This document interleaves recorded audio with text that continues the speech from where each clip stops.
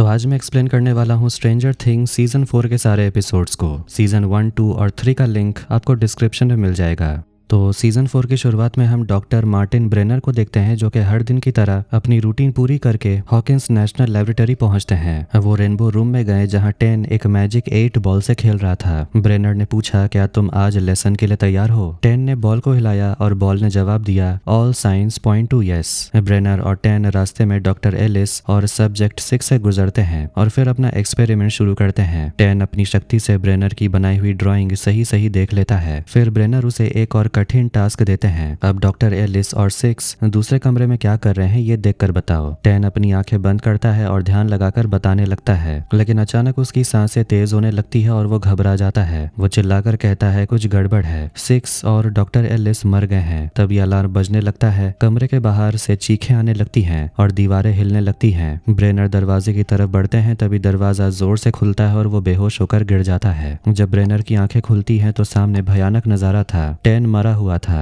वो लंगड़ाते हुए बाहर निकलता है और देखता है हर तरफ खून फैला था। बच्चे, गार्ड्स और डॉक्टर सब मरे पड़े हैं। जब वो रेनबो रूम में पहुंचते हैं तो बाकी सारे बच्चे भी मरे हुए थे, लेकिन एक बच्चा जिंदा खड़ा था टूटी हुई शीशे के पास। ये देखकर ब्रेनर गुस्से में चिल्लाते हैं कि ये तुमने क्या किया। बच्चा धीरे धीरे उनकी तरफ मुड़ता है और वो 11 होती है। उसकी आंख, नाक और कान से खून बह रहा था। हॉकिंस छोड़ने के 5 महीने के बाद विल का परिवार और 11 लेनोरा हिल्स कैलिफोर्निया में रहने लगे थे। 11 अपने दोस्त माइक को चिट्ठी लिखती है जिसमें बताती है कि वहाँ की जिंदगी कैसी चल रही है। उसने स्कूल में प्रोजेक्ट में अपने हीरो के रूप में हॉपर को चुना और उनके पुराने केबिन का मॉडल बनाया। जॉयस घर से टेलीमार्केटर का काम करती है, लेकिन बार बार कॉल काटने वाले कस्टमर से परेशान रहती है। विल अक्सर पेंटिंग बनाता है, लेकिन अपनी खास पेंटिंग वो छुपा कर रखता है, जिससे 11 को शक होता है कि वो किसी क्रश के लिए है। जोनाथन अपने कॉलेज के लेटर का इंतजार करते हुए टेंशन में था और अपने नए दोस्त आर्गाइल के साथ ड्रिंक्स पीता है। उसकी कार खराब होने के वजह से वो, विल और 11 रोज आर्गाइल की सफर बॉय पिज्जा वैन में स्कूल जाते हैं। 11 अपनी लेटर में माइक को बताती है कि वो स्कूल में बहुत पॉपुलर है, सब उसके फ्रेंड्स हैं, लेकिन असलियत इसके ठीक उल्टा है। स्कूल में उसे एंजेला और उसके बॉयफ्रेंड जेक बुली करते हैं। 11 अपने लेटर में आखिर में लिखती है कि उसे बेसब्री से माइक के स्प्रिंग ब्रेक पर आने का इंतजार है। हॉकिंस में अब माइक, डस्टिन, लूकस और मैक्स हाई स्कूल के फर्स्ट ईयर में हैं। माइक और डस्टिन हेल फायर क्लब के D&D गेम में बिजी रहते हैं, जबकि लूकस बास्केटबॉल गेम में फोकस करता है। इस बीच शहर में सैटेनिक पैनिक का डर फैला हुआ है। लोग गेम्स को शैतानी मानने लगे हैं। डस्टिन अब भी अपनी गर्लफ्रेंड सूजी से डेट कर रहा है, जो हैकिंग से उसका फेल हुआ लैटिन ग्रेड ठीक कर देती है। स्टीव हैरिंगटन अपनी दोस्त रॉबिन को पेप रैली पर ले जाता है, जहां दोनों अपने रिलेशनशिप्स की बातें करते हैं।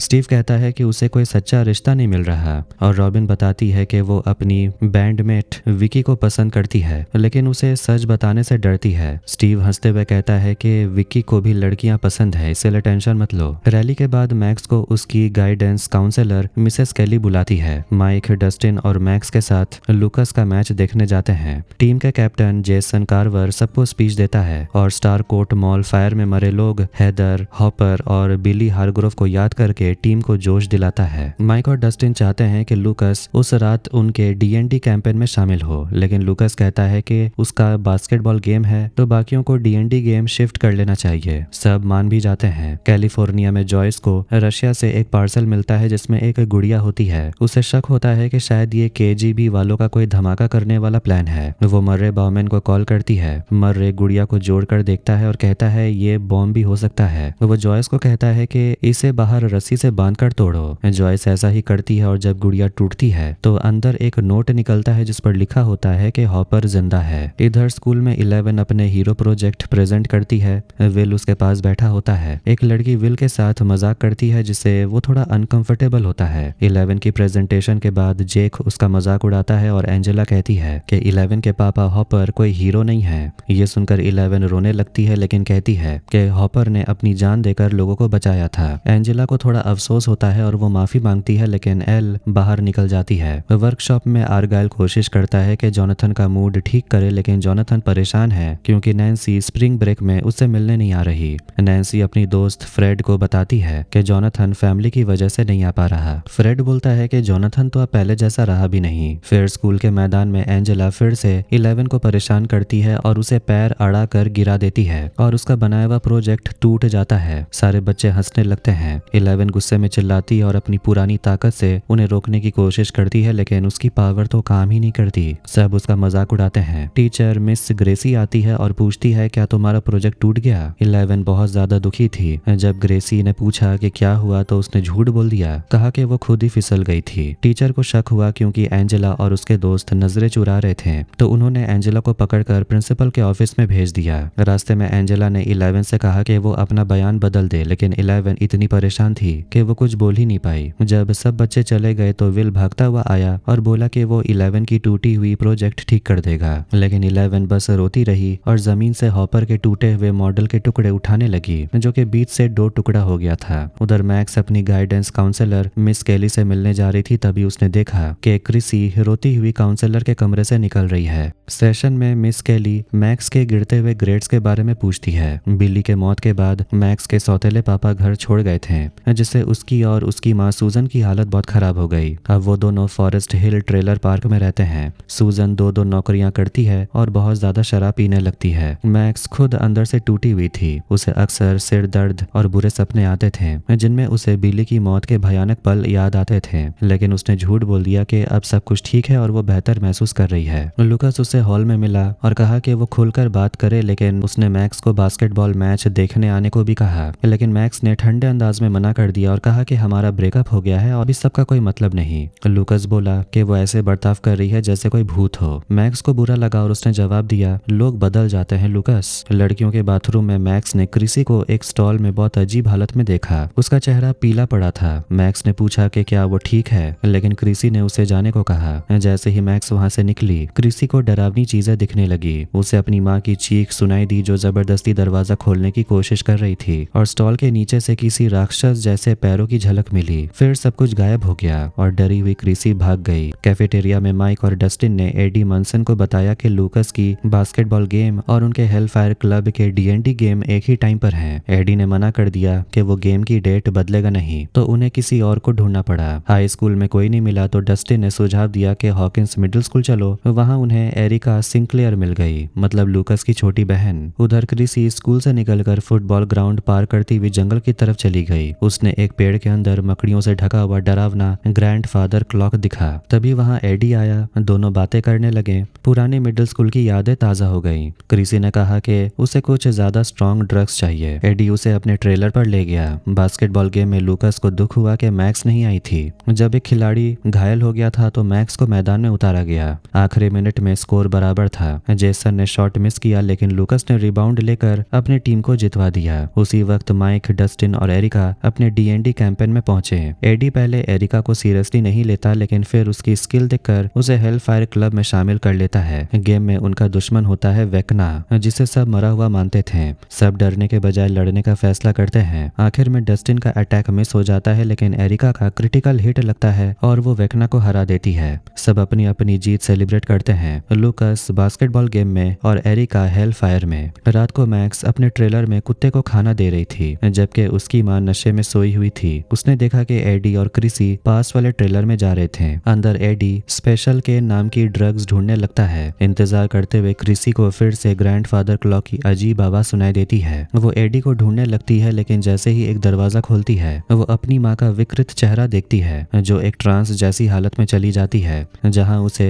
अपने घर की डरावनी यादें दिखती हैं। उसके पिता, जिसकी आंखें और मुंह सीले हुए हैं। एडी को जब ड्रग्स मिलती है तो वो देखता है कि क्रिसी एकदम चुप खड़ी है और हिल नहीं रही। कमरे की लाइट्स झपकने लगती हैं। एडी घबरा कर उसे जगाने की कोशिश करता है, लेकिन क्रिसी अब पूरी तरह से किसी और दुनिया में फंस चुकी है। अचानक एडी के सामने क्रिसी का शरीर हवा में उठ जाता है। उसके हाथ पैर उल्टी दिशाओं में मुड़ने लगते हैं। उसका जबड़ा एक तरफ टूट जाता है और उसकी आंखें बाहर निकल आती हैं। एडी डर से चिल्ला उठता है और ट्रेलर उसकी चीखों से गूंज उठता है।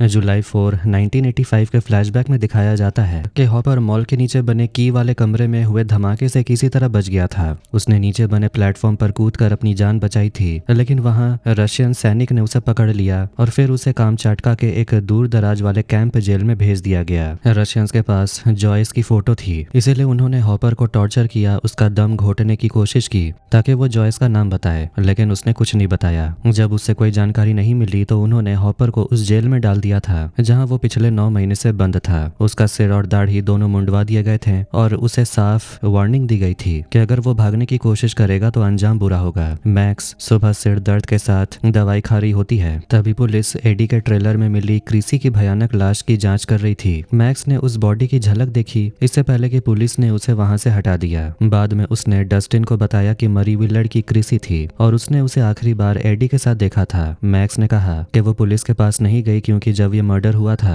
तब उसके ट्रेलर की लाइट्स बहुत तेजी से झपकने लगी थी और उसने देखा कि एडी डर के मारे भाग रहा था। उसे लगा कि बहुत कुछ बड़ा और अजीब हुआ है और अब एडी को ढूंढना जरूरी है। उधर फैमिली वीडियो में रॉबिन अपनी क्रश विकी के बारे में स्टीव को खुशी से बता रही होती है जब टीवी पर क्रिसी की मौत की खबर चल रही थी। दूसरी तरफ लूकस हैंगओवर में था और अपने साथियों के साथ वही रिपोर्ट देख रहा था, लेकिन उसे पता नहीं था कि वो लड़की क्रिसी ही थी। नैन्सी और फ्रेड वो दोनों न्यूज देखते हैं और जब एंकर ने बारबरा मतलब कि नैन्सी की दोस्त का नाम लिया तो नैन्सी ने फ्रेड के साथ इस मामले की इन्वेस्टिगेशन करने का सोचती है। पुलिस ने बेनीज बर्गर पहुंचकर बास्केटबॉल टीम से पूछताछ की। टीम का लड़का पैट्रिक बताता है कि वो सब लोग ठीक हैं, लेकिन जब जेसन को एहसास हुआ कि खबर उसकी गर्लफ्रेंड के बारे में है तो वो तुरंत वहां से निकल गया और जंगल में जाकर एकदम रोने लगा। नैन्सी और फ्रेड ट्रेलर पार्क पहुंचते हैं। नैन्सी ने पुलिस को कहा कि वो मैक्स से मिलने के लिए आई है, लेकिन पुलिस वाले का रवैया अचानक बदल जाता है। उसे देखकर फ्रेड को हालुसिनेशंस होने लगता है। उसे अपने पुराने कार एक्सीडेंट की याद आती है जिसमें एक आदमी की मौत हुई थी और अब उसे वही मरा हुआ आदमी दिख रहा था जो उसे कातिल बोल रहा था। फिर असली पुलिस वाले की आवाज से फ्रेड का होश लौटता है और नैन्सी ने किसी तरह उसे अंदर जाने की इजाजत ले ली। नैन्सी ने एडी के अंकल वेन से बात की।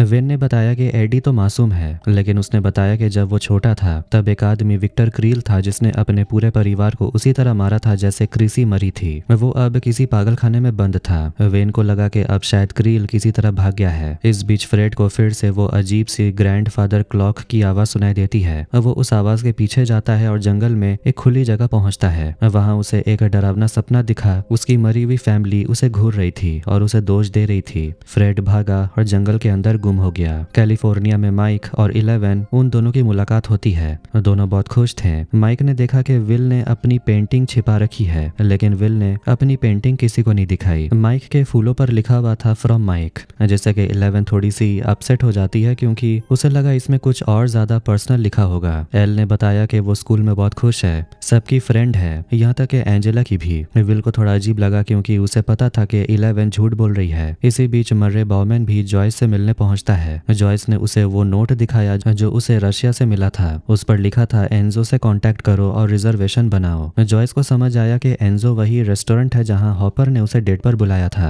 मर्रे को शक हुआ कि ये रशियंस का जाल हो सकता है, लेकिन जॉयस ने उसे मना लिया और कॉल करने का फैसला किया। कॉल सीधे रशियंस के एक फोन बूथ में ट्रांसफर हो गया। एंजो ने कहा कि अगर वो $40,000 लेकर यूरी फिश एंड फ्लाई मतलब के अलास्का में 2 दिन में पहुंचती है तो वो हॉपर को छोड़ देगा। जॉयस ने सबूत मांगा, लेकिन तभी एक औरत ने रशियन में चिल्लाकर एंजो को कॉप जैसा कोई स्लैंग कहा। मर्रे को समझ आ गया कि एंजो असल में जेल का कोई गार्ड है। जॉयस ने 11 के ट्रस्ट फंड से पैसे निकालने का फैसला किया। दूसरी ओर माइक, 11 और विल रोलर रिंक पर जाते हैं। एल ने वहां भी झूठ बोला कि वो बहुत पॉपुलर है। विल ने उसे समझाया कि झूठ बोलना बंद करो, लेकिन 11 ने उसकी बात नहीं मानी। तभी एंजेला और उसके दोस्त वहां पर पहुंचे 11 से बदला लेने। एंजेला और उसके दोस्तों ने 11 को घेर लिया, उस पर मिल्क शेक फेंक दिया और सबके सामने वो लोग हंसने लगे। 11 जमीन पर गिर गई और रोती हुई भागकर एक स्टोरेज रूम में छिप गई। माइक और विल उसे ढूंढने लगे। विल ने माइक से झगड़ा किया कि वो हमेशा सिर्फ खुद के बारे में सोचता है और 11 को कुछ नहीं समझता। एल को स्टोरेज में एंजेला की हंसी सुनाई देती है। वो बाहर आई और उसके सामने गई। जब एंजेला ने हॉपर का मजाक उड़ाया तो 11 बुरी तरह गुस्से में आ गई और उसे रोलर स्केट उठाकर एंजेला के मुंह पे मार दिया। एंजेला के चेहरे से खून निकलने लगा और वहां सब लोग सन्न रह गए। माइक ने हक्का बक्का होकर पूछा, तुमने ये क्या किया एल? एल बस खड़ी रह गई और उसके दिमाग में हॉकिंस लैब के पुराने खौफनाक यादें चमक उठी। डस्टिन और मैक्स फैमिली वीडियो पहुंचते हैं और रॉबिन और स्टीव की मदद से एडी के दोस्तों को ढूंढने लगते हैं। रॉबिन ने सोचा कि रिक नाम के रिकॉर्ड्स देखे जाएं, क्योंकि एडी अक्सर रिक लिप्टन के साथ मूवी किराए पर लेता था। उन्हें रिक का पता मिल गया, वो झील के पास रहता था। वो सब लोग वहां पर चले जाते हैं। उधर लेफ्टिनेंट कर्नल जैक सलीवन इंडियाना पहुंचता है और क्रिसी की लाश जांचने के लिए जाता है। जेसन ने अपने दोस्तों को भड़काया कि एडी पागल है और हेलफायर क्लब किसी शैतानी ग्रुप की तरह है। लूकस ने डर के मारे झूठ बोला कि उसकी बहन भी उस क्लब में है। जेसन ने गुस्से में हेलफायर का पोस्टर जला दिया। जब टीम रिक के घर पहुंची तो देखी कि बोट हाउस में लाइट जल रही है। अंदर जाने पर एडी ने डर कर स्टीव पर हमला कर दिया, लेकिन डस्टिन ने समझाया कि वो मदद करने के लिए आए हैं। एडी ने कहा कि वो जो कुछ भी बताएगा कोई भी उस पर यकीन नहीं करने वाला। तब डस्टिन ने उसे अपसाइड डाउन की सच्चाई बताई। इसी समय नैन्सी पुलिस को फ्रेड के गुमशुदा होने की रिपोर्ट दे रही थी। दूसरी ओर फ्रेड जंगल में उसी पुराने रोड पर पहुंचा जहां उसका एक्सीडेंट हुआ था। उसे आग में जलती कार और मरा हुआ आदमी दिखा जो उसकी तरफ रेंग रहा था। फ्रेड पीछे हटा और तभी उसके नीचे जमीन धंसी और वो एक कब्र में गिर पड़ा जहां एक लाश मकड़ियों से ढकी हुई थी। उसी वक्त एडी बता रहा था कि क्रिसी के मारे जाने से पहले कैसे अजीब ट्रांस जैसी हालत हो गई थी। तभी फ्रेड के सामने वही डरावना वेकना दिखाई दिया जो फ्रेड को बुलाया, मेरे साथ चलो। फ्रेड हवा में उठने लगा, उसके हाथ पैर मुड़ने लगे और उसकी आंखें फट गई, ठीक वैसे जैसे क्रिसी की हुई थी। दूसरी ओर अपसाइड डाउन की अंधेरी दुनिया में वेकना एक बड़े मकड़ी जैसी राक्षसों में भरे घर में जागता है। उसके शरीर से टेंड्रिल्स जुड़े हुए थे और वो धीरे धीरे जमीन पर उतरता है। जैक सलीवन अब सैम ओवेन से मिलने गया, जो अब अपनी नौकरी से निकाला जा चुका था। वो उसे क्रिसी की लाशें की तस्वीर दिखाता है और कहता है कि 11 अब जिंदा है और उसी ने हॉकिंस में ये सब लोगों की हत्या की है। ओवेंस कहता है कि 11 मर चुकी है, पर सलीवन उसे झूठा मानता है और अपने लोगों को हुक्म देता है कि ओवेंस के सारे कॉन्टैक्ट्स को ट्रैक करो ताकि 11 का पता लगाया जा सके। कैलिफोर्निया में जोनाथन और उसका दोस्त आर्गाइल 11, माइक और विल को घर छोड़ने जा रहे थे। तब जोनाथन और आर्गाइल दोनों नशे में थे। घर पहुंचकर उन्हें मर्रे बॉमेन मिला जो खाना बना रहा था और जॉयस ने बताया कि वो कल बिजनेस ट्रिप पर अलास्का जा रही है। आर्गल ने सबके सामने रोलर रिंक वाले झगड़े की बात छेड़ दी। माइक ने जब एंजेला पर कुछ बोल दिया तो 11 अपने कमरे में चली गई और हॉकिंस लैब के डरावनी यादें याद करने लगी। उधर अपसाइड डाउन में वेकना फिर से अपनी टेंड्रिल से जुड़ा हुआ हवा में उठने लगता है। लूकस की नींद बेनी बर्गर्स में खुलती है। वहाँ जेसन, पैट्रिक और एंडी बैठे एडी को पकड़ने की प्लानिंग कर रहे थे। लूकस ने कहा कि वो भी उनके साथ चलेगा। दूसरी तरफ स्टीव, डस्टिन, रॉबिन और मैक्स रिक लिप्टन के बोट हाउस में छिपे एडी से मिलने पहुंचे और बताया कि पुलिस उसे ढूंढ रही है। डस्टिन ने कहा कि अगर हम वेकना को मार देंगे तो एडी बेगुनाह साबित हो जाएगा। तभी उन्होंने पुलिस की गाड़ियां दौड़ती देखी। पुलिस को फ्रेड की लाश मिल चुकी थी और वो नैन्सी से पूछताछ कर रहे थे। नैन्सी ने विक्टर क्रील का जिक्र किया पर पुलिस ने उसकी बातों को मजाक में उड़ा दिया, लेकिन नैन्सी को अब यकीन हो गया कि ये सब अपसाइड डाउन से जुड़ा हुआ है। घर पर माइक और 11 के बीच झगड़ा हुआ। 11 ने कहा कि उसे अब लगता है कि वो यहाँ की है ही नहीं, उसे सब मॉन्स्टर समझते हैं। उसने माइक से पूछा कि उसने कभी उसे आई लव यू क्यों नहीं कहा। माइक बोला कि वो सुपर हीरो है और माइक खुद को उसके सामने कुछ नहीं समझता। पर 11 ने दुखी होकर कहा कि अब उसके अंदर पावर नहीं है। तभी पुलिस आ गई और 11 को एंजेला पर हमला करने के लिए अरेस्ट कर लिया। माइक ने कहा कि वो उसकी मदद करेगा। अलास्का जाने वाले प्लेन में जॉयस ने मर्रे से कहा कि उसने अपने बच्चों से झूठ बोला। मर्रे ने कहा कभी कभी झूठ जरूरी होता है। इधर कामचटका के जेल में जिम डिमिट्री को उकसाता है जिसका नाम एंजो है, ताकि वो उस अकेले में बात करे। डिमित्री बताता है कि जॉयस और मर्रे अलास्का आ रहे हैं और उन्हें एक तस्कर यूरी से मिलना है। उसने कहा कि अगर हॉपर भागना चाहता है तो उसे अगले दिन प्लेन तक पहुंच जाना होगा। फिर वो ऐसे ही दिखाने के लिए हॉपर को मारने लगता है। हॉपर ने जेल में एक बड़े कैदी से सौदा किया। अपने खाने के बदले उस कैदी से कहा कि उसकी जंजीरें तोड़ दे। काम के वक्त कैदी ने हथौड़ा चलाया और हॉपर की जंजीरें तोड़ दी, पर उसका पैर बुरी तरह टूट गया। हॉपर ने रात को अपने पैर की हड्डी सीधी करके बांध ली और भागने की तैयारी की। हॉकिंस ग्रुप अब नैन्सी के साथ मिलकर मिस केली का पता लगाना चाहता था कि क्या फ्रेड भी उसे मिल रहा था जैसे क्रिसी मिलती थी। नैन्सी और रॉबिन लाइब्रेरी में विक्टर क्रील की फाइलें देखने लगते हैं। वहां उन्हें एक पुरानी खबर मिली। क्रील कहता था कि उसके परिवार को किसी डीमन ने मारा था और उसे जिंदा इसलिए छोड़ा गया ताकि वो सजा भुगते।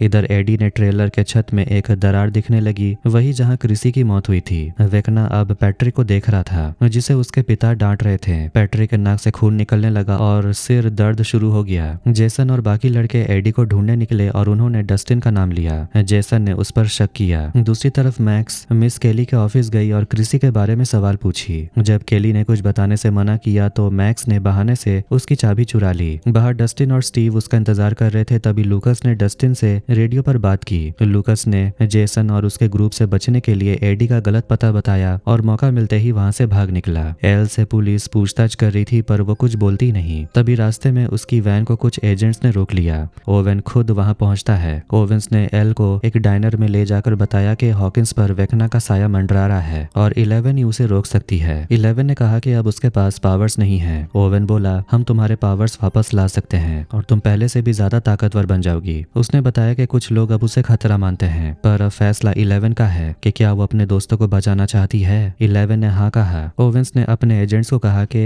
विल के फैमिली को उसके गुमशुदगी की खबर दे दो। उधर हॉकिंस में रॉबिन ने डस्टिन को रेडियो पर बताया कि उसे क्रील के बारे में कुछ मिला है। माइक, स्टीव और डस्टिन स्कूल में घुस गए। मैक्स को मिस केली की फाइल से पता चला कि फ्रेड और क्रिसी दोनों को सिर दर्द, नाक से खून और डरावने सपने आते थे, बिल्कुल वैसे ही जैसे अब मैक्स को आने लगे थे। तभी मैक्स ने एक डरावनी आवाज सुनी जो उसका नाम पुकार रहा था। उसने देखा दीवार पर एक ग्रैंडफादर क्लॉक और तभी वेकना ने उसका नाम लिया और अपसाइड डाउन में उसकी आंखें खुली।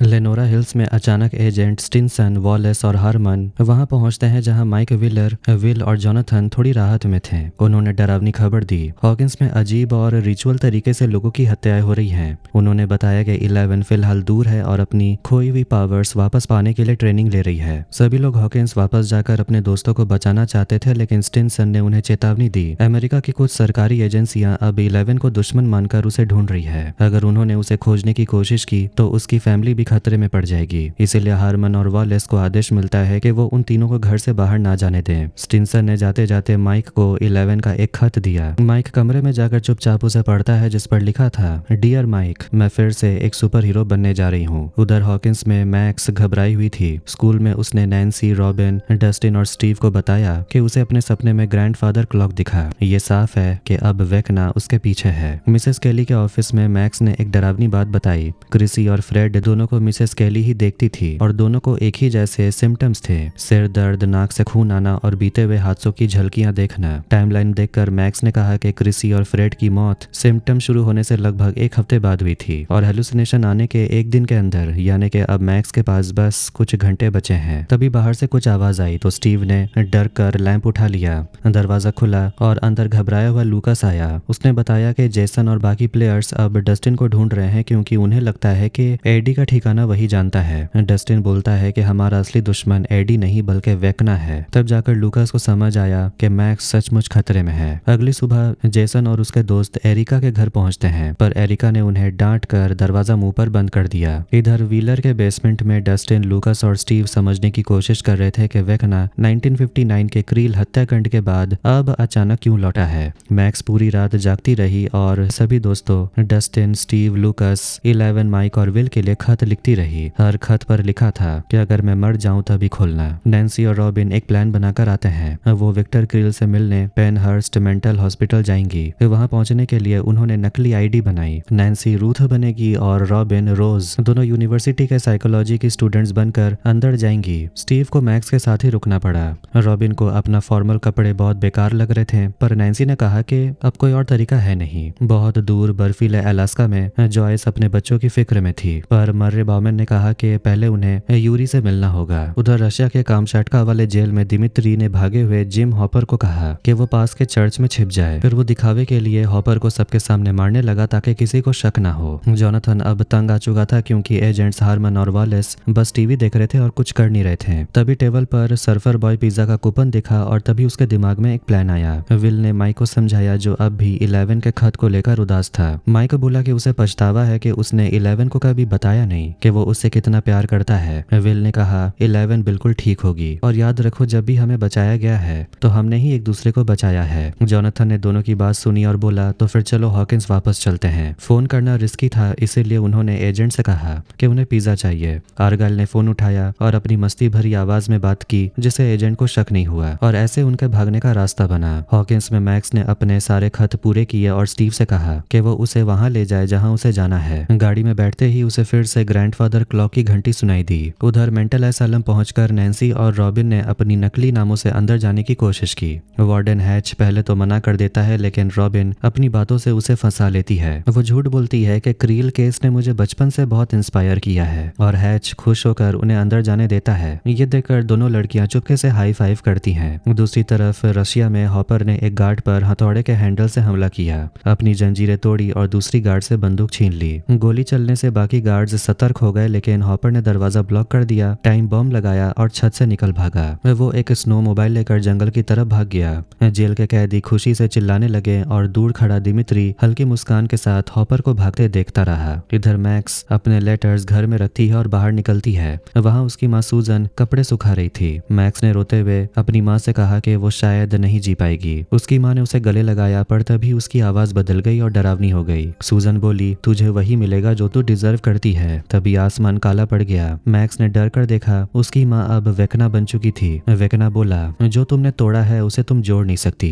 तुम्हारा समय अब खत्म होने वाला है। मैक्स चीखते हुए उसके हाथ से छूट गई और गिर गई। जब होश आया तो उसने देखा कि उसकी माँ तो वहाँ थी ही नहीं। वो समझ गई कि यह हेलुसिनेशन था। वो डर में अपने दोस्तों से कहती है कि हमें यहाँ से निकलना होगा। इधर मेंटल एसाइलम में वार्डन हैच नैन्सी और रॉबिन को हॉस्पिटल का टूर कराता है। वो बताता है कि यहाँ के मरीज भागना नहीं चाहते। वो उन्हें म्यूजिक हॉल दिखाता है और कहता है कि म्यूजिक दिमाग के उन हिस्सों को छू सकता है जहाँ शब्द नहीं पहुँचते, लेकिन उसे लगता है कि विक्टर क्रील जैसे मरीज अब ठीक नहीं हो सकते। नर्वस होने के बावजूद नैन्सी और रॉबिन हिम्मत दिखाती है और हैच से रिक्वेस्ट करती है कि वो विक्टर से अकेले बात करना चाहती हैं। एक गार्ड उन्हें विक्टर के सेल तक लेकर जाता है। दोनों अपना नाम बताते हैं और डरते डरते विक्टर को बताते हैं कि एक ऐसी बुरी ताकत जिसने उसकी फैमिली को मारा था अब उनके दोस्त के पीछे है। विक्टर धीरे धीरे मुड़ता है और दोनों देखकर डर जाती हैं, क्योंकि उसकी आंखें बुरी तरह फाड़ी गई होती हैं। लेनोरा हिल्स में आर्गाइल पिज्जा डिलीवर करने आता है। विल सामान पैक कर रहा होता है, तभी माइक आता है और उसे शुक्रिया करता है कि उसने उसे 11 के लेटर वाली बात से बाहर निकालने में मदद की।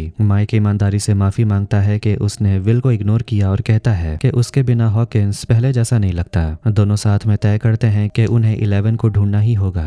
विल चुपके से अपनी पेंटिंग माइक के बैग में रख देता है। उसी वक्त घर का दरवाजा तोड़कर फौजी अंदर आते हैं और गोलीबारी शुरू करते हैं। दोनों एजेंट घायल हो जाते हैं और हारमन लड़कों को भागने को बोलता है। जोनाथन, माइक और विल खिड़की से कूदते हैं और बाहर आर्गल को चिल्लाकर बोलते हैं, वैन स्टार्ट करो। आर्गल पहले तो सोचता है कोई पार्टी चल रही है, लेकिन जब वो गोलीबारी देखता है तो घबरा जाता है। जोनाथन एक घायल हारमोन को खींचकर अंदर लाता है और आर्गल गाड़ी पूरी स्पीड में भगाता है। रशिया में हॉपर बर्फीली ठंड में छिपता है और यूरी के छोड़े हुए चर्च में उसे एक पुराना पीनट बटर का जार मिलता है, जिसे देखकर वो लगभग रो ही पड़ता है। लेकिन दूसरी तरफ अलास्का में यूरी ने सबको धोखा दे दिया। वो दिमित्री को कॉल करता है और बताता है कि उसने रशियंस को हॉपर और दिमित्री दोनों की जानकारी दे दी है। उसी वक्त गार्ड्स आकर हॉपर को पकड़ लेते हैं और दिमित्री को भी गिरफ्तार कर लेते हैं, और जॉयस और मर्रे बेहोश हो जाते हैं क्योंकि यूरी ने उनके कॉफी में नशीला पाउडर मिला दिया था। विक्टर क्रील धीरे धीरे अपनी कहानी बताने लगता है। वो बताता है कि 1959 में जब वो अपने परिवार के साथ नए घर में शिफ्ट हुआ था तो अजीब अजीब चीजें होने लगी। जानवरों के कटे हुए बॉडी, डरावने विजन्स और एक डीमन जो उनके पीछे पड़ा था। एक रात उस डीमन ने उसकी बीवी वर्जीनिया को मार डाला।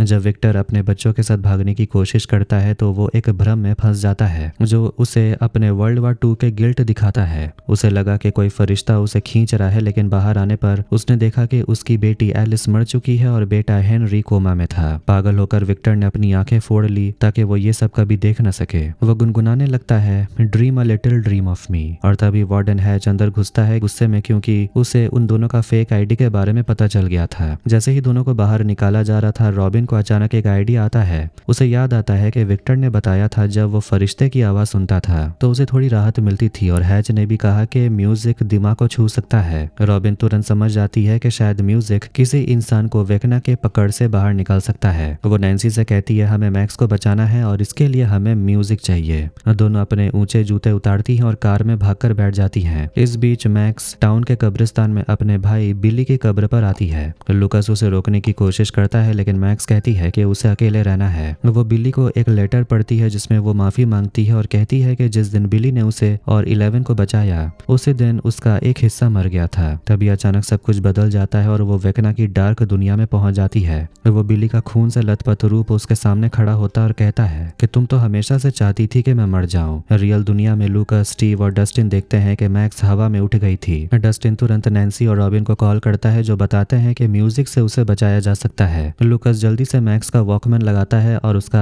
फेवरेट गाना चलाता है। जैसे ही गाना बजता है मैक्स के सामने एक चमकदार पोर्टल खुलता है। वो अपने दोस्तों की झलक देखती है जो उसे बुला रहे थे। हिम्मत जुटाकर वो वेकना की पकड़ से खुद को छुड़ाती है, उसके टेंटैकल्स तोड़ देती है और पोर्टल से बाहर कूद जाती है। मैक्स जमीन पर गिरती है हाफती हुई जिंदा। लूकस उसे गले लगाता है। स्टीव और डस्टिन भी आ जाते हैं और मैक्स रोते हुए कहती है कि मैं अभी भी यहीं हूँ।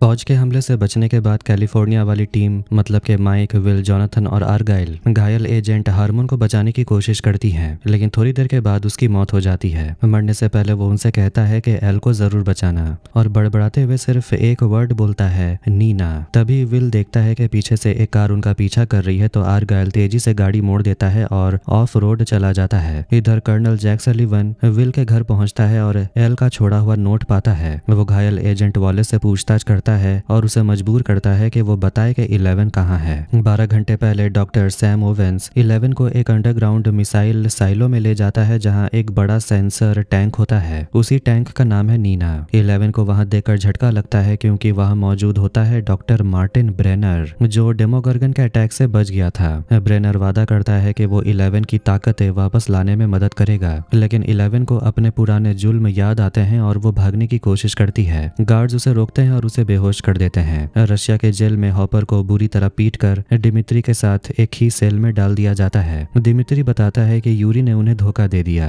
हॉपर टूटा हुआ बैठा रहता है और कहता है कि वो खुद एक सांप है जिसने जॉयस को भी खतरे में डाल दिया। डिमित्री कोई प्लान बनाता है गार्ड को रिश्वत देने का, लेकिन हॉपर का अब मनोबल टूट चुका था। उसी वक्त अरीना के बाहर से डेमोगॉर्गन के गरजने की आवाज सुनाई देती है। दूसरी तरफ मैक्स अब ठीक लग रही होती है। वो अपने फेवरेट गाने सुनते हुए वेकना के दुनिया में उसने जो कुछ भी देखा उसकी ड्राइंग बनाती है। डस्टिन को लगता है कि जब मैक्स ने वेकना से बचने में ज्यादा वक्त लिया तो उसने वेकना के दिमागी दुनिया की झलक देख ली। मैक्स की ड्राइंग में एक चीज बार बार दिखती है, वो है क्रील हाउस। इधर 11 जागती है और देखती है कि उसका सिर फिर से मुंडा हुआ था और वो अब नीना टैंक के वर्चुअल रियलिटी में है जो कि हॉकिंस लैब जैसी लगती है। वहां उसे रेनबो रूम दिखता है और एक ऑर्डरली से मुलाकात होती है, लेकिन वो इस याद के चक्र से निकल नहीं पाती। असल में वो नीना टैंक के अंदर फंसी होती है। कैलिफोर्निया में लड़के सभी हार्मन को दफनाते हैं और उसके बाद माइक और विल एक दूसरे से बात करते हैं। माइक कहता है कि अपनी सच्ची फीलिंग्स बताना कितना मुश्किल होता है। तभी माइक को पता चलता है कि हार्मन के पेन के अंदर एक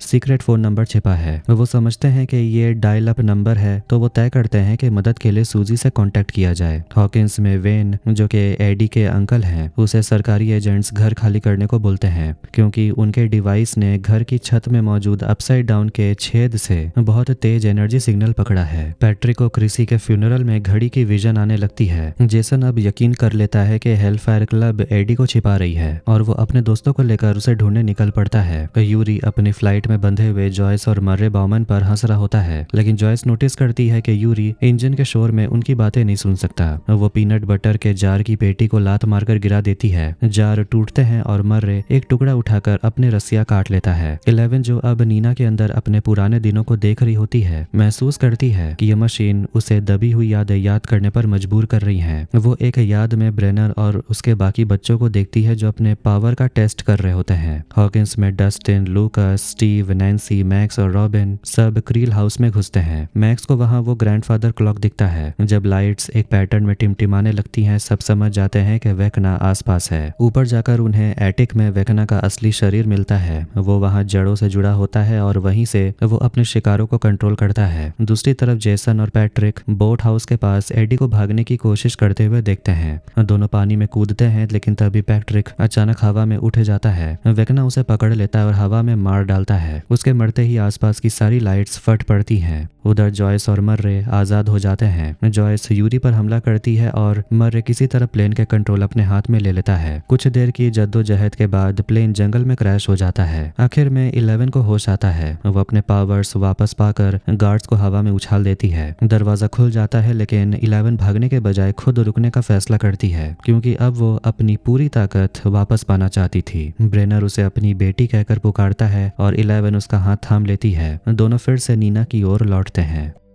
लवर्स लेक पर पुलिस जेसन से पूछताछ कर रही होती है क्योंकि पानी में उन्हें पैट्रिक की बुरी तरह कटी फटी लाश मिली थी। पुलिस ऑफिसर पॉवेल और कैलाहन को शक होता है कि एडी ऐसा नहीं कर सकता, लेकिन जेसन का मानना है कि एडी किसी शैतानी ताकत का जरिया है जिसके पास बुरी शक्तियां हैं। तभी झील के नीचे कुछ अदृश्य चीज एक मछली को नीचे की ओर खींच लेती है। दूसरी तरफ एक सरकारी बेस में कर्नल सलीवन एजेंट वॉलेस को 11 की लोकेशन बताने के लिए टॉर्चर कर रहा होता है। उसे यकीन है कि 11 और डॉक्टर ब्रेनर ही वेकना की हत्याओं के जिम्मेदार हैं। वॉलेस कुछ नहीं बताता तो सलीवन उसे गर्म धातु वाले बॉक्स में बंद कर देता है। वहीं ब्रेनर समझाता है कि 11 की पावर खो जाना वैसा ही है जैसे किसी को स्ट्रोक आना है। उसका मानना है कि उसकी दबी हुई यादें ही उसकी शक्ति लौटाने की चाबी है। ब्रेनर उसे वार्निंग देता है कि ज्यादा जोर न लगाए क्योंकि वो फिर से कमजोर हो सकती है। 11 नीना टैंक में जाती है और उसके ऊपर स्क्रीन पर उसकी पुरानी यादें चलने लगती हैं। हॉकिंस में सभी लोग एडी को वार्निंग देने पहुंचते हैं, लेकिन वहां पुलिस पहले से ही मौजूद होती है। अब पॉवेल एडी को मेन सस्पेक्ट समझ लेता है। एडी अपनी वॉकी टॉकी से ग्रुप को कॉल करता है और मिलने की जगह बताता है। रशिया में जॉयस और मर्रे बॉमेन जंगल में फंसे होते हैं और उनके साथ बंधा हुआ है यूरी। वो उसे मजबूर करते हैं कि वो उन्हें अपने साथ सेफ हाउस तक ले जाए। वहां जाकर जॉयस और मर्रे हथियार उठाते हैं और एक प्लान बनाते हैं। वो यूरी को मर्रे और मर्रे को यूरी बनाकर जेल में घुसने की सोचते हैं। कामचटका के जेल में हॉपर और बाकी कैदियों को एक बड़े भोज में लाया जाता है। वहां कैदी उसे बताते हैं कि ये खाना असल में उन्हें डेमोगॉर्गन के आगे फेंकने से पहले मोटा करने के लिए दिया जा रहा है। हॉपर एक लड़ाई शुरू कर देता है ताकि मौका पाकर एक लाइटर चुरा सके। वो जानता है कि आग से ही उस शैतान को रोका जा सकता है। एल की यादों में एक ऑर्डरली उसे कहता है कि वो अपने दर्दनाक यादों में झांके क्योंकि वहीं से उसे असली ताकत मिलेगी। वो ये भी बताता है कि नंबर 1 सच में था। बाहर ओवेंस को इस बात की फिक्र होती है, लेकिन ब्रेनर उसे नजरअंदाज कर देता है। रास्ते में लूकस और मैक्स के बीच सुलह हो जाती है। दोनों मानते हैं कि वेकना के सभी शिकारों के अंदर कोई ना कोई अंधेरा राज छुपा होता है। नैन्सी और रॉबिन भी बात करते हैं और बताते हैं कि लॉन्ग डिस्टेंस रिलेशनशिप निभाना थोड़ा मुश्किल होता है। थोड़ी देर के बाद वो सभी एडी को ढूंढ लेते हैं। शहर के टाउन हॉल में जेसन लोगों को भड़काता है और कहता है कि हेल फायर क्लब इन मौतों का कारण है। इस बीच कैरन, क्लॉडिया और सू अपने बच्चों को घर पर ना पाकर पुलिस को कॉल करती हैं। नैन्सी समझती है कि पैट्रिक की मौत का वक्त उसी से जुड़ा हुआ है जब क्रील हाउस की लाइटें फट गई थी, यानी वहीं से वेकना का अटैक शुरू हुआ था। डस्टिन नोटिस करता है कि उसका कॉम्पास गलत दिशा दिखा रहा है, जिसका मतलब है कि आसपास कहीं गेट मौजूद है। एल अपनी यादों में उसी ऑर्डरली की सलाह मानती है और अपनी माँ की सीजर वाली याद को पकड़कर एक मेंटल बैटल जीत लेती है। कैलिफोर्निया ग्रुप आखिरकार सूजी के घर पहुंचता है। वो छत पर होती है क्योंकि उसके पापा ने उसका कंप्यूटर छीन लिया था। माँ एक झूठी कहानी सुनाता है और सूजी अपने पापा के ऑफिस के कंप्यूटर से हैक करके पता लगाती है कि वो फोन नंबर नेवाडा में किसी जगह से जुड़ा हुआ है। इस बीच पुलिस लवर्स लेक की ओर बढ़ रही होती है और हॉकिंस ग्रुप डस्टिन के कॉम्पास को फॉलो करता हुआ उसी दिशा में जाता है। नैन्सी याद करती है कि डेमोगॉर्गन छोटे छोटे गेट बनाते हैं और सोचती है कि शायद वेकना भी शायद वही कर रहा होगा। अब नैन्सी, स्टीव, रॉबिन कंपास लेकर झील की तरफ नाव से निकल पड़ते हैं। कंपटीशन जीतने के बाद 11 को रेनबो रूम में 1 घंटा ज्यादा दिया जाता है। वो वहां छुप कर देखती है कि डॉक्टर ब्रेनर उस ऑर्डरली को टॉर्चर कर रहा था और फिर गार्ड्स उसे घसीट कर ले जाते हैं। जब 11 वापस लौटती है तो उस पर 2 और उसके साथी हमला कर देते हैं। आईने में झांकते हुए 11 अपनी छोटी उम्र वाली झलक देखती है जहां उसके चारों तरफ बच्चों का कत्लेआम हुआ पड़ा था।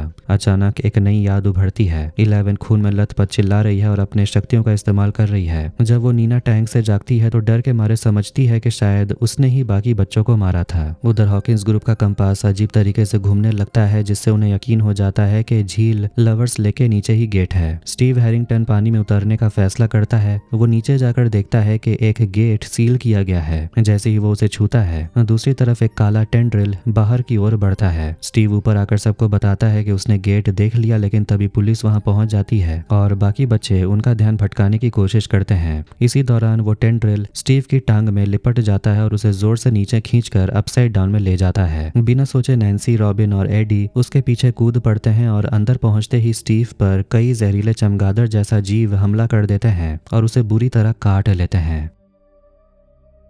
स्टीव अभी भी अपसाइड डाउन में है और उस पर डरावने जीव हमला कर रहे हैं। तभी समय रहते नैन्सी, रॉबिन और एडी वहां पर पहुंचकर उसे बचा लेते हैं। रॉबिन टेंशन ले रही होती है कि कहीं स्टीव को रैबिस वगैरह ना लग गई हो, लेकिन तभी और भी मॉन्स्टर्स आते दिखते हैं तो सब लोग पहले अपनी जान बचाने पर ध्यान देते हैं। नैन्सी तुरंत लीड लेती है और सबको जंगल में किसी सुरक्षित जगह की तरफ ले जाती है। इधर असली दुनिया में लेफ्टिनेंट कर्नल सलीवन दबाव डाल रहा होता है कि एजेंट वॉलेस सच बताए। डर की वजह से वॉलेस बोलना तो चाहता है, लेकिन पहले सलीवन से रिक्वेस्ट करता है कि उसे मत मारना, पर वो उसे असली बात अभी भी नहीं बताता। अब हम देखते हैं 11 को। वो प्रोजेक्ट नीना के बाहर अपनी पावर्स वापस लाने में स्ट्रगल कर रही है। डॉक्टर ओवेंस उसे बोलता है कि जल्दी करो नहीं तो हॉकिंस खत्म हो जाएगा। वो डॉक्टर ब्रेनर से भी रिक्वेस्ट करता है कि एल को सिखाने का थोड़ा तरीका बदले। ब्रेनर एल को समझाता है कि वो इसलिए पीछे जा रही है क्योंकि वो अपने अतीत के सच्चाई से डर रही है। वो कहता है कि अगर उसे पावर्स चाहिए तो उसे अपने अतीत का सच, खासकर जो लैब में हुआ, उसका सामना करना पड़ेगा। 11 आखिरी बार मेमोरीज में जाने के लिए तैयारी करती है और ब्रेनर उस रात की फाइनल टेप निकालता है जिस रात लैब में मैसेकर हुआ था।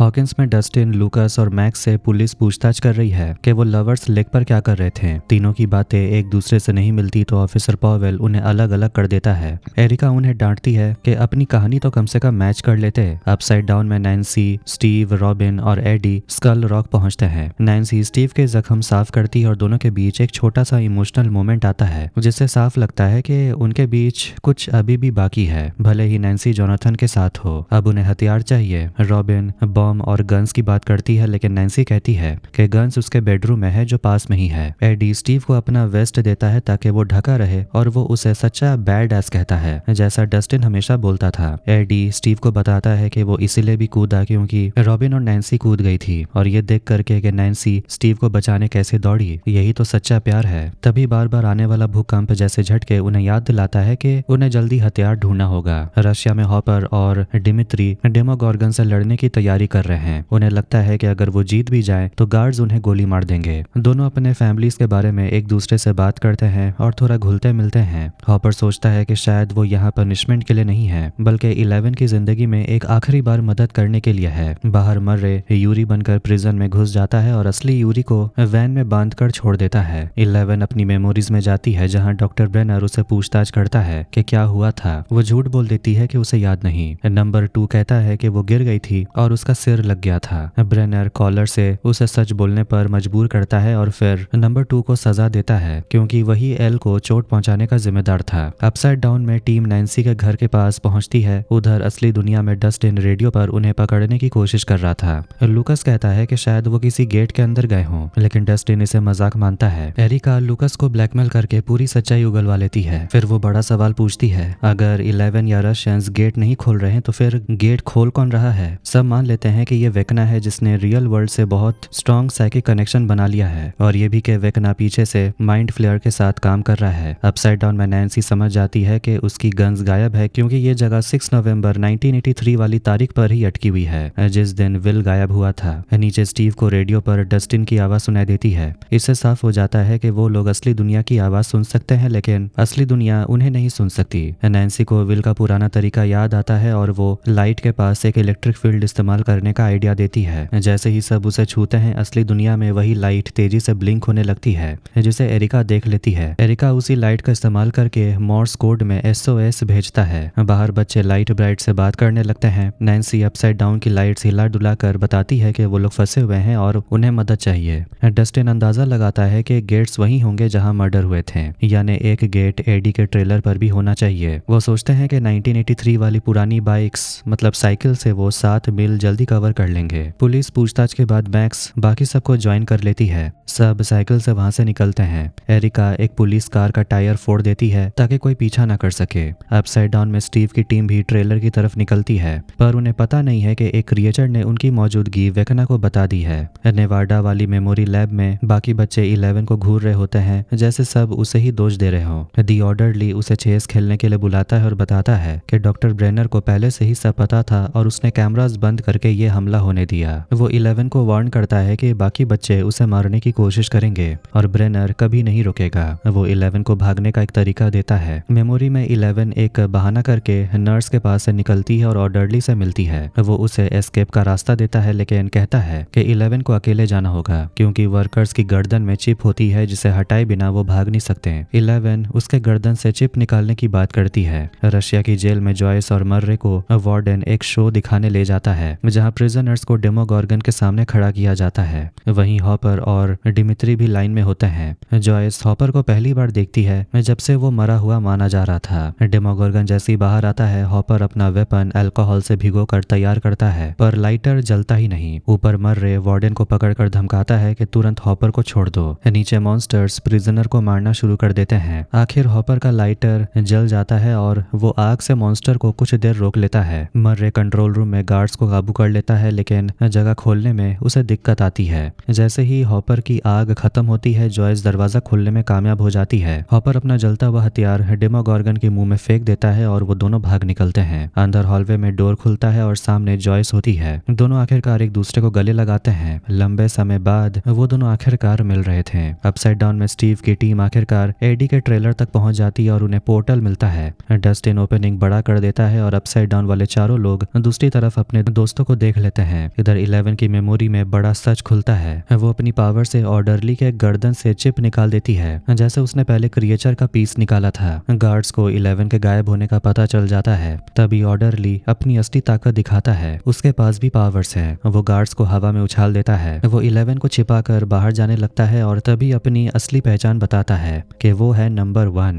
और यही बात इस सोच पर बड़ा शक डालती है कि शायद वो मैसेकर 11 ने नहीं किया था। हॉकिंस में डस्टिन की टीम अपसाइड डाउन वाली टीम को एडी के ट्रेलर वाले पोर्टल के बाहर खींचने में मदद करती है। सबसे पहले रॉबिन, फिर एडी और फिर नैन्सी रस्सी पकड़कर ऊपर आते हैं, लेकिन नैन्सी ट्रेलर में गिरने की जगह एक पूल में डूबती हुई दिखती है, वही पूल जिसमें सीजन 1 में बार्ब मरी थी। नैन्सी एक ट्रांस बेहोशी जैसा हाल में चली जाती है क्योंकि वेकना उसे टारगेट कर चुका था। नैन्सी आज भी बार्ब की मौत का गिल्ट महसूस करती है। एल की मेमोरी में लैब के अलार्म्स बज रहे होते हैं। 11 बाहर निकलती है, देखती है कि पूरा लैब खून, चिल्लाहट और डेड बॉडी से भरा हुआ था। वो रेनबो रूम पहुंचती है और अपनी आंखों के सामने 1 को 2 को मारते हुए देखती है। अब साफ हो जाता है कि यह कत्लेआम 11 ने नहीं बल्कि ये सब 1 ने किया था। 11 डर कर भागने की कोशिश करती है, लेकिन 1 उसे रोक लेता है। वो 11 को समझाने की कोशिश करता है कि वो दोनों एक जैसे हैं, अलग, अकेले और दुनिया से कटे हुए। अपसाइड डाउन में नैन्सी पूल से निकलकर वेकना की बनाई हुई क्रील हाउस की दुनिया में पहुंचती है। वेकना उसके सामने आता है जैसे वो नैन्सी का इंतजार कर रहा हो। यहाँ पर एक बड़ा ट्विस्ट आता है। वेकना असल में विक्टर क्रील का बेटा हेनरी है। बचपन से ही हेनरी के अंदर अजीब साइकिक पावर्स थी। वो नॉर्मल बनने का नाटक करते करते थक गया था। उसने बस अपनी पावर का इस्तेमाल करके अपनी माँ और बहन को मार दिया और उसके पापा विक्टर को जेल भेज दिया गया। इसके बाद हेनरी डॉक्टर ब्रेनर के हाथ लग गया, जो उसे काबू में नहीं कर पाया। इसलिए ब्रेनर ने हेनरी की एबिलिटीज को कॉपी करके बाकी बच्चों को बनाया, जैसे कि 10, 11 एक्सेट्रा, ताकि वो उन पर कंट्रोल रख सके।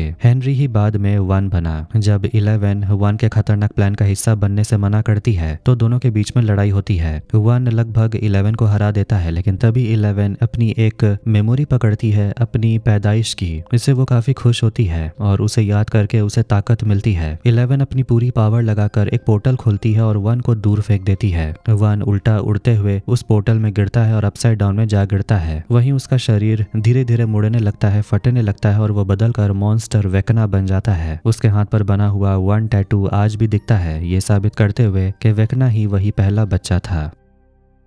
छोटी 11 देखती है कि अपसाइड डाउन का गेट 1 के ऊपर बंद हो रहा था। डॉक्टर ब्रेनर अंदर भागकर आता है और थकी हुई एल बेहोश हो जाती है। मेमोरी बदलती है। अब ब्रेनर छोटे हेनरी क्रील को टैटू दे रहा था और ये सब नैन्सी अपनी आंखों से देख रही थी। नैन्सी अभी भी वेकना के कर्स में फंसी है। अपसाइड डाउन में स्टीव और बाकी लोग जल्दी जल्दी कोई म्यूजिक ढूंढ रहे हैं ताकि नैन्सी को बचाया जा सके। नैन्सी कोशिश करती है बाहर आने की, लेकिन वेकना उसे टेंड्रिल से बांध देता है। वो नैन्सी को अपना पूरा प्लान बताता है। वो चाहता है कि नैन्सी ये बात 11 तक पहुंचाए कि वो 4 गेट्स खोलकर 11 को फाड़ देगा और असली दुनिया में पूरी तरह घुस जाएगा। इसके बाद वेकना नैन्सी को छोड़ देता है। नैन्सी वापस नॉर्मल होकर स्टीव के पास जागती है। वो सबको अपना डरावना विजन बताती है। बहुत सारे मॉन्स्टर्स, शहर भर में तबाही और हॉकिंस का खत्म हो जाना। सब समझ जाते हैं कि वेकना का प्लान 4 मर्डर्स पर टिका हुआ है। वो पहले ही 3 बार मार चुका है, मतलब कि वो बस अब किसी एक को मारने वाला है। रशियन जेल में डेमोगॉर्गन चारों तरफ हमला कर रहा है। मर्रे और यूरी एक गार्ड को संभालते हैं, जबकि जॉयस प्यार से हॉपर के जख्म साफ करती है। दोनों अपने बीते हुए दिनों की बात करते हैं। जॉयस बताती है कि उसने हॉपर की मौत पर फ्यूनरल तक कर दी थी, लेकिन ये मोमेंट ज्यादा देर नहीं चलता क्योंकि मर्रे देखता है कि डेमोगॉर्गन दीवार चढ़ भी सकता है। हॉपर और बाकी लोग एक बड़ा सच देखते हैं। रशियंस लोग सिर्फ एक मॉन्स्टर नहीं रख रहे थे, बल्कि पूरे लैब में छोटे छोटे डेमोगॉर्गन्स पाले हुए हैं, यानी कि वो लोग एक मॉन्स्टर आर्मी बना रहे हैं। हॉपर एक ब्लैक मिस्ट जैसा क्रिएचर भी देखता है, पर डिमित्री उसे पकड़कर जल्दी से एक टनल में खींच लेता है। सब टनल से निकलकर जेल के बाहर बर्फ में पहुंचते हैं। मर्रे और जॉयस एक वैन लेकर पहुंचते हैं। सब समझ जाते हैं कि अब रशिया छोड़ना पड़ेगा, लेकिन तब यूरी बताता है कि उसका प्लेन क्रैश हो चुका है। नेवाडा में स्टाफ 11 को रिवाइव करते हैं। 11 अपनी वापसी हुई पावर से बड़ा टैंक भी हिला देती है। दूसरी तरफ जोनाथन, आर्गाइल, विल और माइक 11 तक पहुंचने के लिए ड्राइव कर रहे होते हैं। माइक परेशान है कि शायद 11 को अब उसकी जरूरत ना हो। विल उसे दिलासा देता है और पेंटिंग दिखाता है, एक 3 सिर वाला ड्रैगन जो 11 ने माइक के लिए बनवाया था। विल बताता है कि 11 को माइक की जरूरत हमेशा रहेगी। डॉक्टर ब्रेनर प्रेजेंट डे 11 को बताता है कि वो फिर से उतनी ही पावरफुल हो गई है जितना पहले थी। वो ये भी मानता है कि उसे काफी पहले शक था कि 1 अपसाइड डाउन में छिपा है। डॉक्टर ओवेंस ने विक्टिम की आंखों को देखकर उसको कंफर्म भी किया। ब्रेनर 11 को वेकना का प्लान समझाता है। वो जितनी बार लोगों को मारता है, दुनिया की दीवारें कमजोर हो रही हैं और चौथा खून होते ही दीवार फट जाएगा। 11 तुरंत अपने फ्रेंड्स को देखने के लिए अपने पावर का इस्तेमाल करती है। वो देखती है कि मैक्स खुद को जानबूझकर वेकना के सामने बेट की तरह पेश करती है, क्योंकि वेकना को बस अब सिर्फ एक और इंसान को मारना था। हॉकिंस के दोस्त तय करते हैं कि वो वेकना को मारेंगे इससे पहले कि वो मैक्स को मार सके। 11 ये देखकर टूट जाती है। हॉकिंस ग्रुप हथियार इकट्ठा करने की तैयारी करता है। एडी एक कैंपर गाड़ी हॉट वायर करके चालू करता है और स्टीव ड्राइविंग संभालता है। सब अपसाइड डाउन में अंतिम लड़ाई के लिए रास्ते पर निकलते हैं। नेवाडा में 11 डॉक्टर ओवेन से लड़ झगड़ कर पूछती है कि हॉकिंस में उसके दोस्त कैसे हैं। एल बोलती है कि उसे तुरंत हॉकिंस जाना है। तभी डॉक्टर ब्रेनर बीच में आकर कहता है कि 11 अभी तैयार नहीं है और वो उसे जाने नहीं देगा, लेकिन ओवेंस 11 का साथ देता है और बोलता है कि फैसला 11 का ही होगा और अगर वो हॉकिंस जाना चाहती है तो उसे जाना चाहिए। कैंपर में स्टीव और नैन्सी अपने लाइफ के, अपने फ्यूचर के बारे में बात करते हैं। स्टीव मजाक में बोलता है कि वो तो 6 बच्चों को भी संभाल सकता है, क्योंकि हॉकिंस में उसने पहले ही इतना बेबी सिटिंग जो कर लिया है। उधर लूकस मैक्स को समझाता है कि किसी और वेकना विक्टिम को ढूंढ लो, लेकिन मैक्स साफ बोल देती है कि वो प्लान नहीं बदलेगी। अब वो अपने हैप्पी मेमोरीज में छुपकर वेकना को अपने ऊपर अटैक करने देगी ताकि बाकी लोग उसे मार सकें। उसकी यादों में लूकस भी हो सकता है। रशिया में यूरी अपनी छुपाई हुई चीजें दिखाता है और वहां पर एक हेलीकॉप्टर निकलता है। सब पहले डर जाते हैं कि क्या ये खटारा उड़ भी पाएगा, पर जॉयस कहती है कि डॉक्टर ओवेंस को कॉल करना चाहिए, भले ही इसमें केजीबी को शक हो सकता है। वार जोन स्टोर में रॉबिन अपनी क्रश विकी को उसके बॉयफ्रेंड के साथ देखकर बचने की कोशिश करती है। तभी नैन्सी जेसन को बंदूक खरीदते हुए देख लेती है और जेसन भी उसे देख लेता है। जेसन नैन्सी को रोककर धमकाता है कि वो सबको सच बता देगा, लेकिन वो सभी लोग किसी तरह उससे बचकर निकल जाते हैं। नेवाडा में जोनाथन, विल, माइक और आर्गाइल वो सभी लोग 11 को ढूंढने की कोशिश कर रहे होते हैं। आर्गाइल को रेत में मिलिट्री गाड़ियों के निशान मिलते हैं, मतलब यहाँ डॉक्टर ओवेंस की टीम और लेफ्टिनेंट कर्नल सलीवन दोनों आए थे। इधर लैब में बड़ा धोखा होता है। ब्रेनर ओवेंस को धोखा देकर 11 को एक कमरे में बंद कर देता है। वो 11 को जबरदस्ती वहीं रोककर 1 यानी हेनरी को ढूंढकर अपना सपना जो कि अधूरा रह गया था उसे पूरा करवाना चाहता है। 11 को समझ आ जाता है कि असली मॉन्स्टर उसके पापा ब्रेनर ही हैं। वो उसे धमकी देती है कि अगर उसने रोका तो वो उसे मार देगी, लेकिन ब्रेनर उसे बेहोश करने वाला इंजेक्शन लगा देता है। 11 जब उठती है तो उसके गले में एक कॉलर बंधा होता है। तभी सलीवन की मिलिट्री लैब पर हमला कर देती है। ब्रेनर 11 को लेकर भागता है, लेकिन भागते भागते उसे गोली लग जाती है। इधर जोनाथन, विल और माइक और बाकी सभी लोग सही टाइम पर पहुंच जाते हैं। 11 इस मौके पर अपनी पूरी ताकत लगाकर मिलिट्री का हेलीकॉप्टर हवा से नीचे गिरा देती है और आखिरकार सब दोस्त 11 से मिलते हैं। ब्रेनर आखिरी पल में 11 का कॉलर खोल देता है। वो बोलता है कि उसने हमेशा 11 की भलाई चाहिए, लेकिन 11 अब उसकी बातों में नहीं आती। वो उसे गुड बाय बोलकर निकल जाती है। 11 अपने दोस्तों से कहती है कि हमें तुरंत हॉकिंस पहुंचना होगा, वरना सब खत्म हो जाएगा। हॉकिंस में एरिका, मैक्स और लूकस को क्रील हाउस के पास उतारा जाता है। अब उनकी जान जोखिम में है, पर यही वेकना को रोकने का आखिरी तरीका है।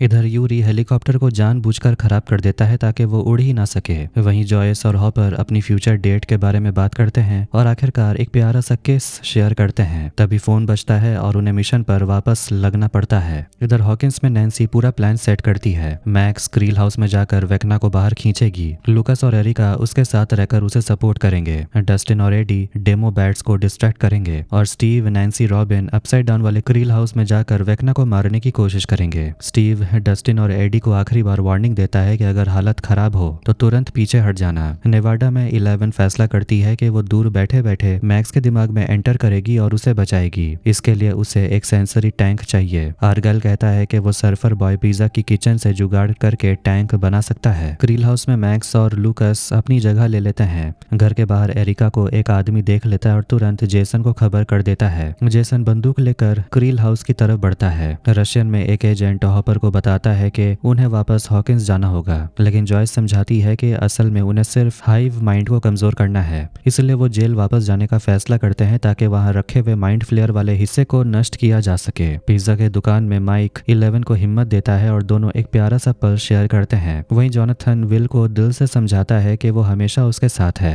11 धीरे धीरे मैक्स के दिमाग में जाने की तैयारी करती है। अपसाइड डाउन में स्टीव, नैन्सी और रॉबिन क्रील हाउस की ओर बढ़ते हैं। रास्ते में स्टीव नैन्सी को बताता है कि उसने उसकी लाइफ पर कितना असर डाला है। ये एक इमोशनल पल होता है, लेकिन रॉबिन बीच में उन्हें टोक देती है। क्रील हाउस में मैक्स वेकना को चिढ़ाने में सफल होती है। वेकना अटैक करने की तैयारी करता है। 11 मैक्स के दिमाग में पहुंचती है और उसे लगता है कि उनका प्लान काम नहीं करेगा। मैक्स अपना दिल खोलकर बताती है कि वो अपने भाई बिली की मौत की वजह खुद को मानती है और कभी कभी जीने का मन भी नहीं करता। वेकना लूकस का रूप लेकर उससे सहमत होता है, यानी मैक्स का प्लान सच में काम कर रहा था। इधर डस्टिन और एडी डेमो बैट्स को अट्रैक्ट करने के लिए तैयारी करते हैं। एडी जबरदस्त गिटार सोलो बजाता है और सारे डेमो बैट्स उसकी तरफ खींचे चले जाते हैं। फिर दोनों ट्रेलर में खुद को लॉक कर लेते हैं। इधर एरिका जेसन के गैंग से भागती है और जेसन क्रील हाउस के अंदर घुस जाता है। रशियन की जेल में हॉपर, जॉयस और मर्रे लौटते हैं, लेकिन वहां लगभग सब मर चुके होते हैं। छोटे डेमोगॉर्गन्स भाग चुके हैं और गार्ड्स को मार रहे हैं। मरते हुए एक गार्ड बताता है कि माइंड फ्लेयर की एनर्जी यानी कि शैडो किसी इंसान के अंदर जा चुकी है, यानी कि सारे मॉन्स्टर्स उसी के कंट्रोल में हैं। अपसाइड डाउन वाले क्रील हाउस में स्टीव, नैन्सी और रॉबिन टेंड्रल्स के बीच रास्ता ढूंढ रहे होते हैं। 11 मैक्स के दिमाग में उसकी बचपन की यादें देख रही होती है। तभी वेकना उस याद में घुस जाता है। मैक्स की हैप्पी मेमोरीज अचानक गुब्बारों के फटने और खून के छींटों से भर जाती है। मतलब वेकना उसे ढूंढ चुका है। क्रील हाउस में लूकस एरिका को जवाब देने की कोशिश कर रहा होता है, पर जेसन वहां पहुंच जाता है। जेसन हालत को गलत समझकर लूकस पर बंदूक तान देता है और चिल्लाता है कि मैक्स को अभी उठाओ। रशिया में हॉपर एक खतरनाक प्लान बनाता है। वो खुद को चारा बनाकर सारे मॉन्स्टर्स को गड्ढे की तरफ खींचेगा ताकि एक साथ सबको मारा जा सके। वो सिर्फ एक ही वजह से ये रिस्क ले रहा था, और वो है जॉयस के साथ उसकी पहली डेट। अपसाइड डाउन में डस्टिन और एडी डेमो बैट्स के अटैक की तैयारी करते हैं। तभी अचानक स्टीव, नैन्सी और रॉबिन को वेकना के टेंड्रिल्स पकड़ लेते हैं और घर हिलने लगता है। स्टीव वाली टीम उन सभी से लड़ रही होती है और हॉपर डेमो डॉग्स को खींच रहा था और डस्टिन और एडी बैट्स से लड़ रहे होते हैं। डेमो बैट्स ट्रेलर तोड़ने वाले होते हैं, इसलिए डस्टिन अंदर लौट आता है, लेकिन एडी वक्त बढ़ाने के लिए रस्सी काट देता है और बाहर जाकर बैट्स को अपनी तरफ खींच लेता है। मतलब कि वो खुद को सैक्रिफाइस करने के लिए बाहर निकलता है। मैक्स के दिमाग में 11 छिपने की कोशिश करती है, लेकिन वेकना उसे ढूंढ लेता है और कहता है कि अगर वो नहीं मानी तो सब मारे जाएंगे। क्रील हाउस में लूकस जेसन से लड़ता है। गोली की आवाज से जेसन का दोस्त डर कर भाग जाता है, लेकिन जेसन गलती से मैक्स का वॉकमैन तोड़ देता है और अब म्यूजिक से मैक्स को बचाया नहीं जा सकता।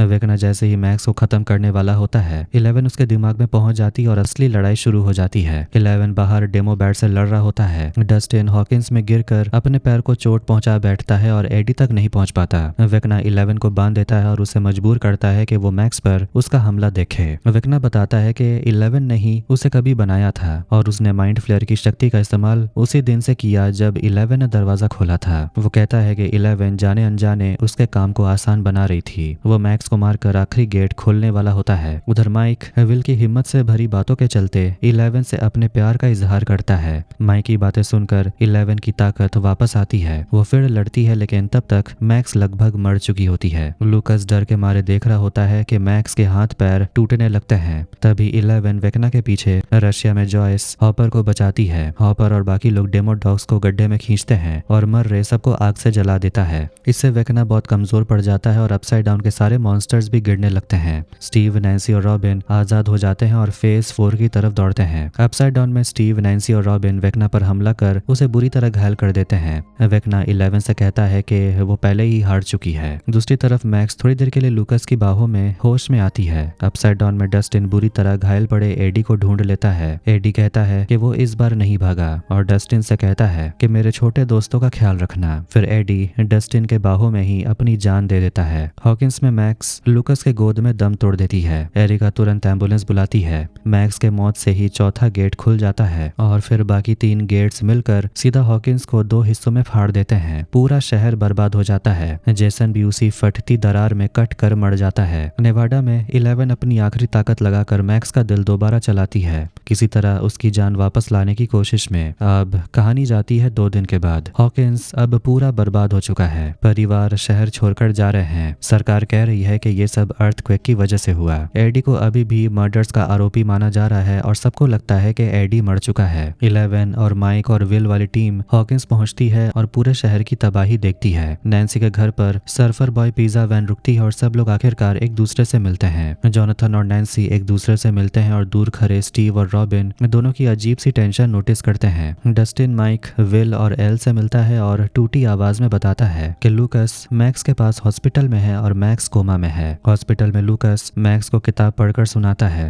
वो मानता है कि मैक्स का जिंदा रहना किसी चमत्कार से कम नहीं, लेकिन विल और माइक इस बात को लेकर शक में है कि सच में उसकी हालत के पीछे कोई और वजह है। स्टीव, रॉबिन और डस्टिन स्कूल में घायल लोगों की मदद कर रहे होते हैं। रॉबिन विकी से बात करते हुए थोड़ा कंफर्टेबल महसूस करती है और विकी अपने बॉयफ्रेंड की प्रॉब्लम्स बताती है, जिससे रॉबिन को थोड़ी उम्मीद मिलती है कि वो और विकी एक हो सकते हैं। बाद में डस्टिन एडी के अंकल को मिसिंग वाला पोस्टर लगाते हुए देखता है। डस्टिन की आंखें भर आती है। वो एडी की चेन उन्हें लौटा देता है और इनडायरेक्टली तरीके से बता देता है कि एडी मर चुका है। लेकिन डस्टिन ये भी बोलता है कि एडी हमारे लिए हीरो था और काश लोग उसकी असली सच्चाई समझ पाते। सब लोग हॉपर के केबिन की तरफ पहुंचते हैं और टूटी फूटी जगह को ठीक करने लगते हैं। नैन्सी और जोनाथन बात करने की कोशिश करते हैं, लेकिन जोनाथन फिर झूठ बोल देता है कि उसने अपने कॉलेज के बारे में सब कुछ ठीक कर लिया है। उनका रिश्ता तो अब और खराब होते जा रहा था। अंदर विल माइक से अकेले बात करता है। माइक बताता है कि 11 को डर लगा रहता है कि शायद वो सबको बचाने के लिए काफी ताकतवर नहीं है। विल एक डरावनी बात शेयर करता है। वो हॉकिंस में वापस आते ही फिर से वेकना को महसूस कर सकता है। ऐसा लगता है जैसे वेकना जिंदा है, बस थोड़ा कमजोर है। विल कहता है कि अब उनका नया मिशन साफ है, वेकना को हमेशा के लिए खत्म करना। तभी बाहर सरकारी गाड़ियां आती हैं। 11 अपने कमरे में एक बोतल पाती है और मैक्स के दिमाग में जाने की कोशिश करती है, लेकिन मैक्स का दिमाग पूरी तरह खाली है। 11 को वहां कुछ भी नहीं दिखता।